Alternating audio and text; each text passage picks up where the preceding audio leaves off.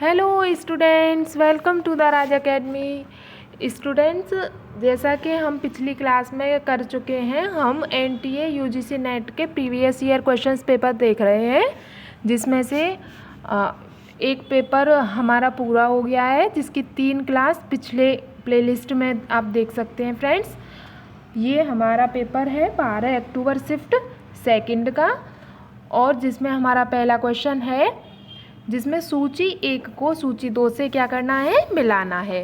जिसमें पहला वर्ड क्या होगा, कुछ टेक्निक वर्ड दे रखे हैं और दूसरे में उनका विवरण, उनकी एक्सप्लेनेशन के इन वर्ड्स का मतलब क्या होता है। पहला वर्ड है हमारा फिशिंग, दूसरा फार्मिंग, तीसरा स्पैमिंग, चौथा स्मिशिंग, और इनका वर्णन दे रखा है। वर्णन है पहला, अवैध रूप से विद्वेषपूर्ण कोड को स्थापित करने की क्रिया, जिसमें एक व्यक्ति के बैंक विवरणों को प्राप्त करने के उद्देश्य से उस व्यक्ति को एक कपटपूर्ण वेबसाइट पर डायरेक्ट किया जाता है। दूसरा है कपटता से, पहले में है वेबसाइट पर डायरेक्ट किया जाता है, दूसरे में क्या है, कपटता से अन्य व्यक्तियों के बैंक विवरण प्राप्त करने के लिए क्या किया जाता है, टेक्स्ट मैसेज भेजते हैं, ठीक है। और तीसरा है ईमेल भेजने की प्रक्रिया, बैंक विवरण प्राप्त करने के लिए ईमेल भेजने की प्रक्रिया, ठीक है। और चौथा क्या है, अयाचित बल्क वेब। तो यहाँ हम इन वर्ड्स के मतलब पहले जान लेते हैं। ये फिशिंग क्या होता है, फिशिंग होता है कि छल से मतलब इंसान को पता न चले और उसके साथ गलत कर दें। तो मतलब इसका मतलब है कि छल से किसी व्यक्ति के बैंक विवरण प्राप्त करने के लिए, उसके बैंक की डिटेल लेने के लिए ईमेल भेजते हैं। क्या है ये, किसी भी व्यक्ति के बैंक की डिटेल लेने के लिए क्या भेजते हैं, ईमेल भेजते हैं। और क्या ये ईमेल भेजते हैं तो क्या है, ये साइबर क्राइम है। और जालसाज, मतलब जो जालसाज व्यक्ति होता है ना, जो ईमेल भेजता है, ऐसे संदेश भेजकर कार्य करता है, ऐसे मैसेज भेजता है जो ऐसा लगता है कि किसी कंपनी ने भेजा है, जैसे कोई असली में वेबसाइट है क्या। जैसे आपने देखा होगा कभी कभी मोबाइल पे ऐसे मैसेज आते हैं कि ऐसा लगता है कि ये बिल्कुल सच में ही किसी कंपनी या वेबसाइट ने भेजा है क्या। इसके अंदर एक लिंक होता है, उस लिंक पे वो क्लिक करवाने के लिए चाहते हैं कि इस पर क्लिक कर दें, और तब या तो आपके बैंक अकाउंट को खाली करेंगे, मतलब कहीं ना कहीं पैसा ठगना ही होता है उनका, जालसाजों का काम। तो उसको क्या कहते हैं, फिशिंग। क्या कहेंगे उसको, फिशिंग। कपटता से अन्य व्यक्ति के बैंक विवरण प्राप्त करने के लिए क्या भेजते हैं, ईमेल ही भेजते हैं ना। दूसरा क्या है, फार्मिंग। फार्मिंग होता है कि कोड को स्थापित करने की प्रक्रिया होती है। क्या होता है, फार्मिंग होता है कि विद्वेषपूर्ण कोड को स्थापित करने की प्रक्रिया, जिसमें एक व्यक्ति के बैंक विवरणों को प्राप्त करने के उद्देश्य से उस व्यक्ति को एक कपटपूर्ण वेबसाइट पर डायरेक्ट किया जाता है। फार्मिंग होता है, बी का पहला होगा कि फार्मिंग होता है कि बैंक डिटेल लेने के उद्देश्य से उस व्यक्ति को एक ऐसी वेबसाइट पर डायरेक्ट किया जाता है जो क्रिमिनलों के द्वारा चलाई जाती है, ठीक है। नेक्स्ट वर्ड होगा हमारा, नेक्स्ट वर्ड होगा स्पैमिंग। स्पैमिंग होता है एक आयातित बल्क ईमेल होता है। क्या होता है, एक आयातित बल्क ईमेल होता है। ये ऐसे अवांछित, मतलब ऐसे ईमेल होते हैं ये, जो आपकी अनुमति के बिना, आप परमिशन देते नहीं हैं फिर भी आते रहते हैं, है ना। स्पैमिंग क्या रहते हैं, ऐसे ईमेल जो आपकी बिना परमिशन के आते रहते हैं, वो क्या होते हैं, स्पैमिंग। ये ईमेल कैसे होते हैं, जैसे विज्ञापन आते हैं ना ईमेल के थ्रू, वो होते हैं ये। आपके मोबाइल पे ये आते होंगे। तो क्या है ये स्पैमिंग। स्पैमिंग वो हैं जो आपकी परमिशन के बिना ईमेल आते रहते हैं, ये क्या है स्पैमिंग। फार्मिंग क्या है? फार्मिंग अभी बताया था कि एक कपटपूर्ण वेबसाइट पर डायरेक्ट किया जाता है किसी वेबसाइट पे, ठीक है। और फिशिंग क्या था हमारा? फिशिंग था कि बैंक की डिटेल लेने के लिए एक ईमेल भेजते हैं। और स्मिशिंग होता है कपटता से अन्य व्यक्तियों के बैंक विवरण प्राप्त करने के लिए क्या भेजते हैं? Text message. क्लियर? यहाँ चारों हमारे ऑप्शन क्लियर हैं फ्रेंड्स। तो इसका राइट आंसर क्या होगा? राइट आंसर होगा थर्ड। पहले का हमने थर्ड किया था फिशिंग, राइट आंसर क्या होगा? थर्ड। नेक्स्ट क्वेश्चन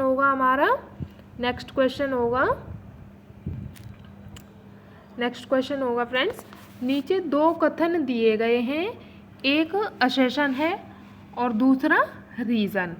असेशन में दे रखा है कि विश्वविद्यालय राष्ट्र, राज्य तथा समाज के बीच सहजीवी संबंध के निर्माण में प्रमुख भूमिका निभाते हैं। आप बताइए विश्वविद्यालय का ये काम है कि नहीं? राष्ट्र, राज्य और समाज के बीच एक सहजीवी भूमिका निभाते हैं, ये बिल्कुल सही बात है। अगर विश्वविद्यालयों में जैसे यूनिवर्सिटीज़ में अच्छे नागरिक बन के ही तो लोग आते हैं ना, वो राष्ट्र की सेवा करते हैं, अपने समाज की, ठीक है, तो उनके साथ सहजीवी की भूमिका निभाते हैं। क्लियर? सेकंड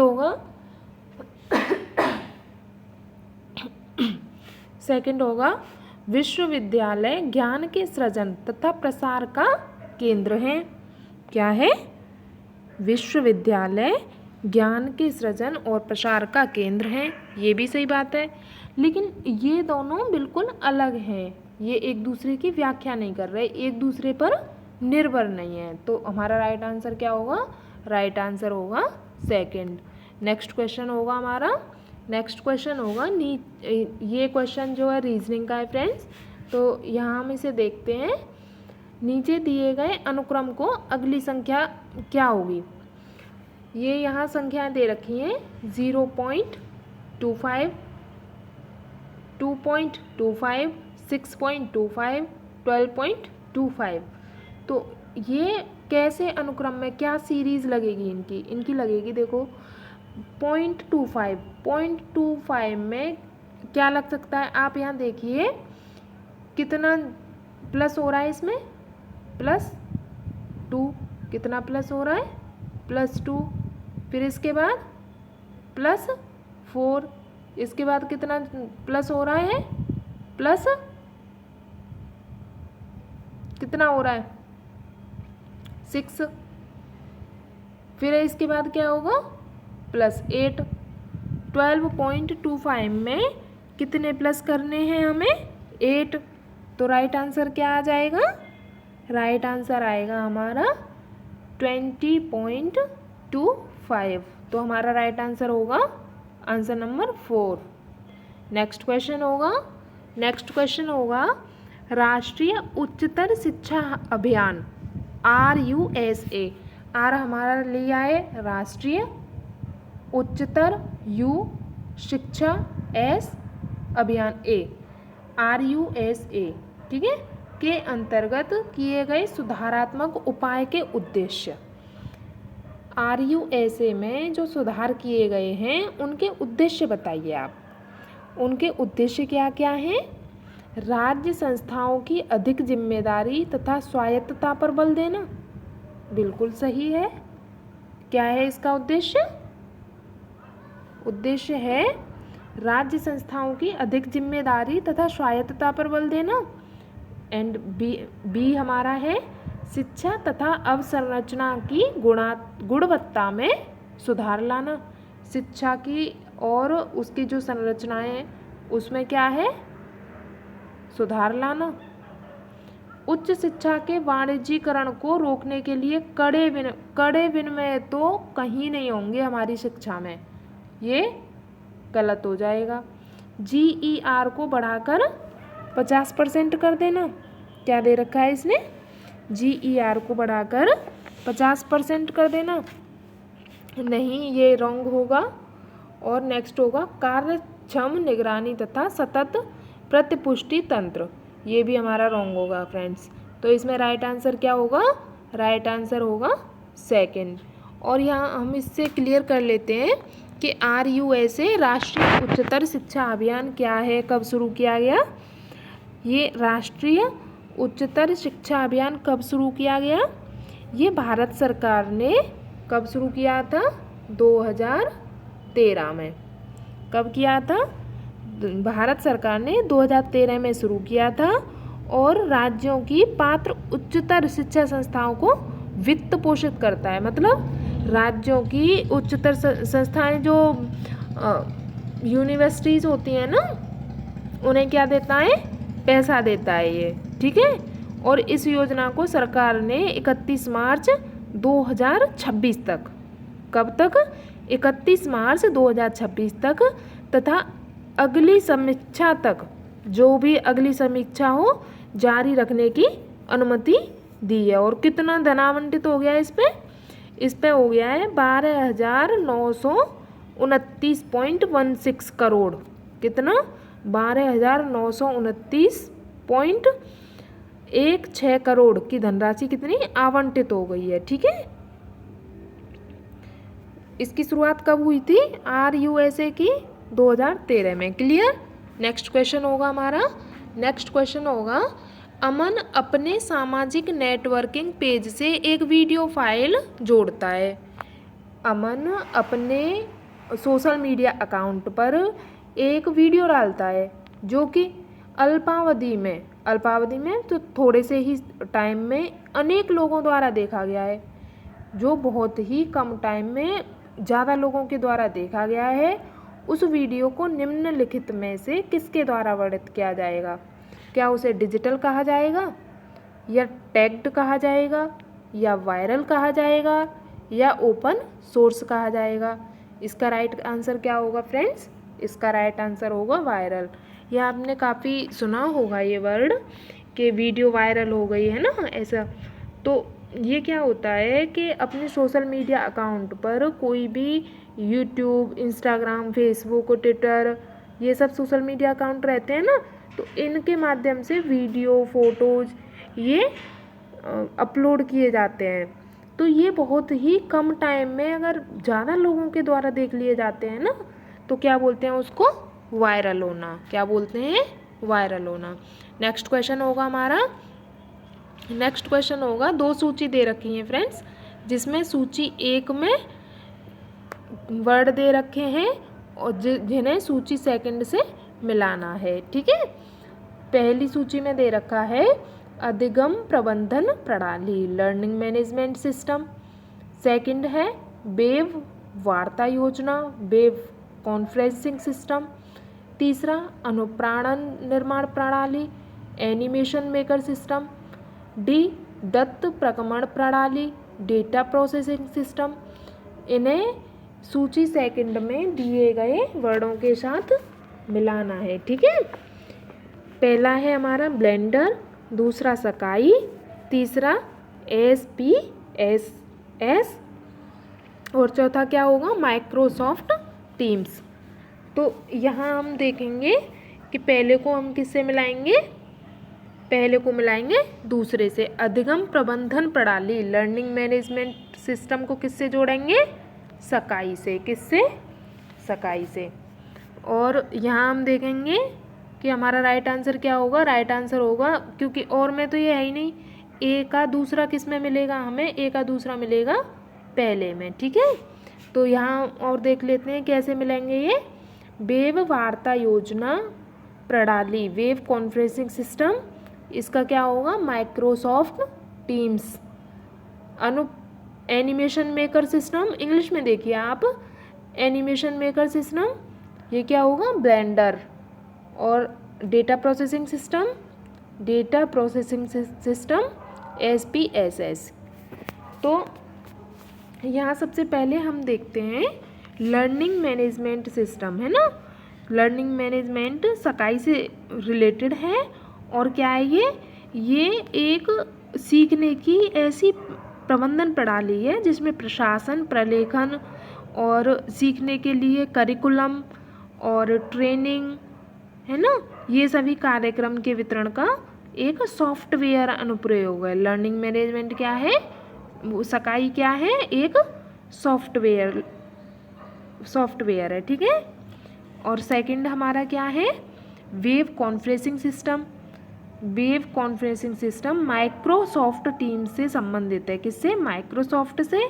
और क्या है ये वेबकास्ट, वेबिनार, वेब मीटिंग, इनके साथ ऑनलाइन कॉन्फ्रेंसिंग और सहयोगी सेवाओं आदि के प्रबंधन से संबंधित है, ठीक है। नेक्स्ट क्या होगा, और इसमें क्या होता है, इसमें कंप्यूटर बैठक, ट्रेनिंग, है ना, व्याख्या, ये सभी प्रस्तुति शामिल की जाती हैं। नेक्स्ट क्या है हमारा, नेक्स्ट है animation maker system. Animation maker system किससे रिलेटेड है, ब्लेंडर से, ठीक है। ब्लेंडर क्या है, ब्लेंडर एक फ्री और open source 3D computer graphics software उपकरण है। क्या है, 3D कंप्यूटर ग्राफिक्स सॉफ्टवेयर उपकरण है ये, ठीक है, ब्लेंडर।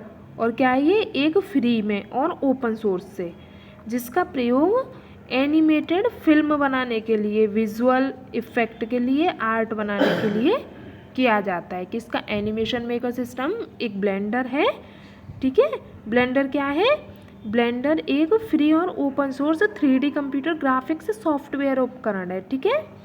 और लास्ट क्या है हमारा, डेटा प्रोसेसिंग सिस्टम, जिसे किससे रिलेट किया जा रहा है, SPSS।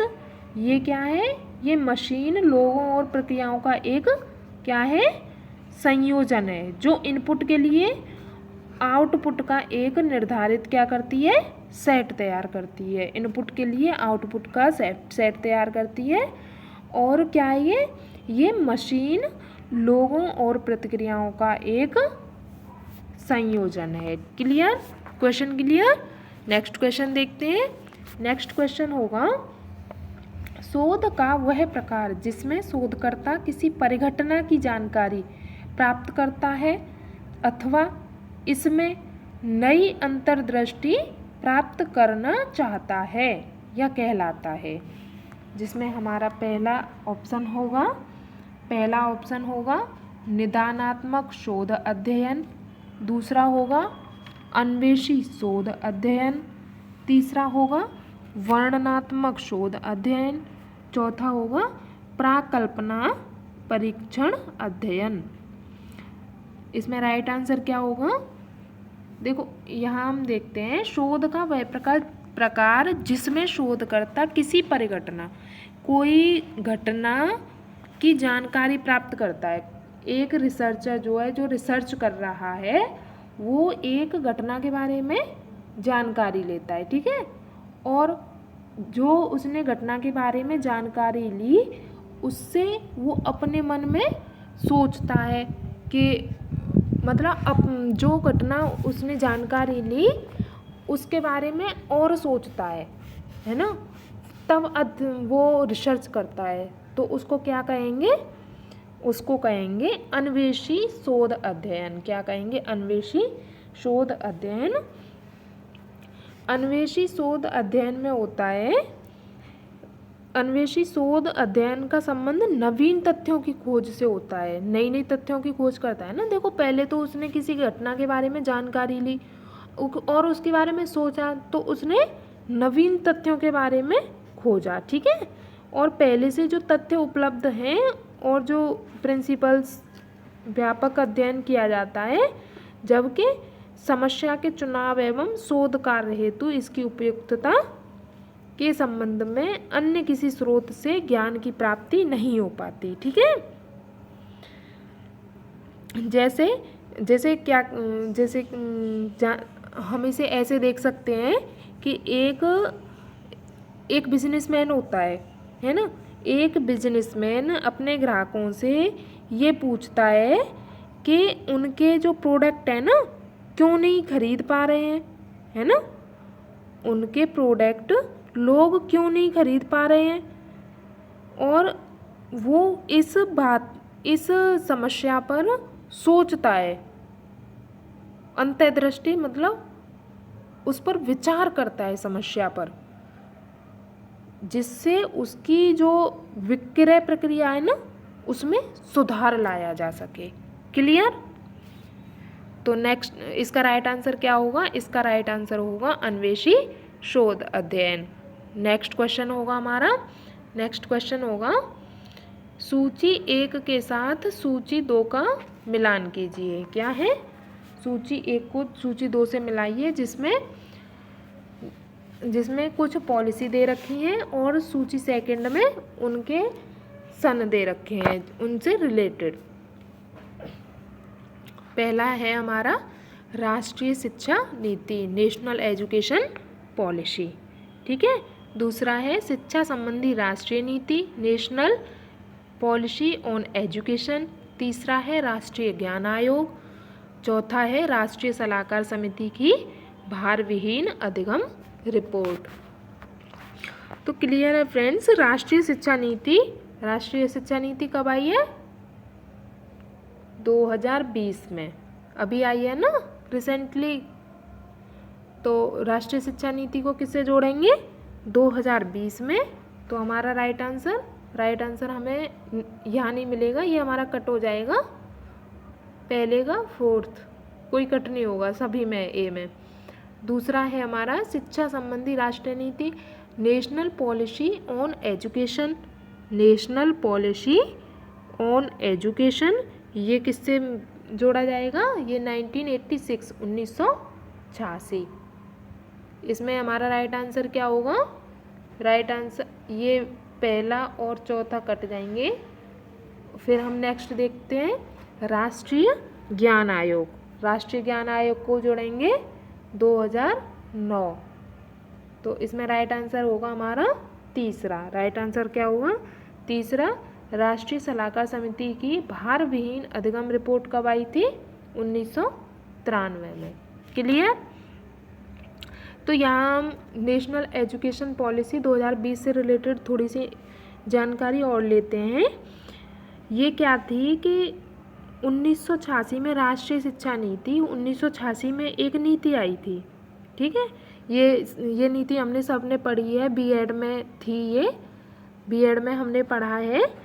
तो राष्ट्रीय शिक्षा नीति बहुत पुरानी हो गई थी। अब 1986 की नीति के नियमों को आज अगर लागू किया जाता है तो वो सही नहीं बैठेंगे। तो इसलिए 34 साल बाद 2020 में राष्ट्रीय शिक्षा नीति आई। नई राष्ट्रीय शिक्षा नीति बोलेंगे जिसे। क्या थी? जिसमें 3 से 18 वर्ष के सभी बच्चों के लिए पाठ्यक्रम और शिक्षण शास्त्रीय आधार 5 क्या था? ये पूछा जाता है फ्रेंड्स, 5+3+3+4। ये क्या है? ये उन्होंने नई व्यवस्था में पुनर्गठित करने के लिए वरीयता दी। ये ना पैटर्न बनाया था 5+3+3+4 कि इस बेस पर शिक्षा दी जाएगी। इसका उद्देश्य क्या था? बच्चों का सर्वांगीण विकास करना। सेकंड था हमारा नेशनल पॉलिसी ऑन एजुकेशन। ये कब हुई थी? ये 1986 में घोषित हुई थी और इसका मुख्य उद्देश्य क्या था? ग्रामीण विश्वविद्यालयों की स्थापना करना और शिक्षा को ऐसा बनाना जिस तक सभी की पहुंच हो सके। मतलब शिक्षा को सार्वभौमिक पहुंच बना देना, ठीक है। और शिक्षा का आधुनिकीकरण करना और व्यावसायीकरण मुक्त विश्वविद्यालयों और दूरस्थ अध्ययन आदि पर बल देना। क्लियर? तीसरा है हमारा राष्ट्रीय ज्ञान आयोग। राष्ट्रीय ज्ञान आयोग, इसका प्रतिवेदन 2009 में राष्ट्र के नाम प्रतिवेदन एक शीर्षक से प्रकाशित हुआ था। क्या था? एक प्रतिवेदन प्रकाशित हुआ था 2009 में किस नाम से? राष्ट्र के नाम प्रतिवेदन, ठीक है।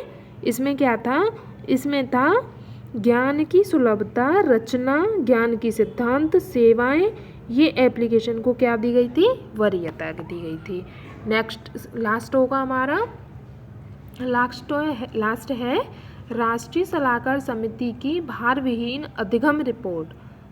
राष्ट्रीय ज्ञान समिति की भार विहीन अधिगम रिपोर्ट 1993 में प्रसिद्ध शिक्षाविद एवं विश्वविद्यालय अनुदान आयोग यूजीसी के पूर्व अध्यक्ष प्रोफेसर यशपाल